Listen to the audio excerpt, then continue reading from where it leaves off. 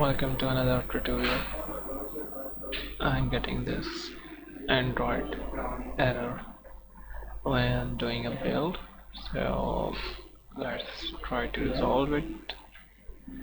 So for this reason you have to go edit and preferences, and you have different tools available. Let's uncheck them all.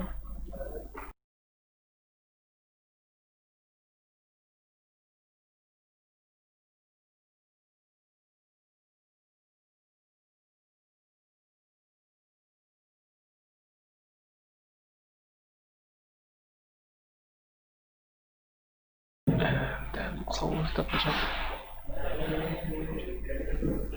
and run the project again. Open that.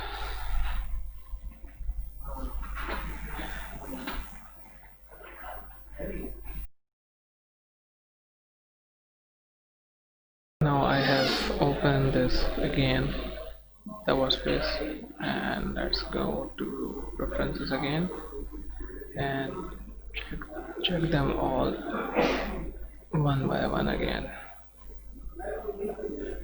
Let's try to build this again.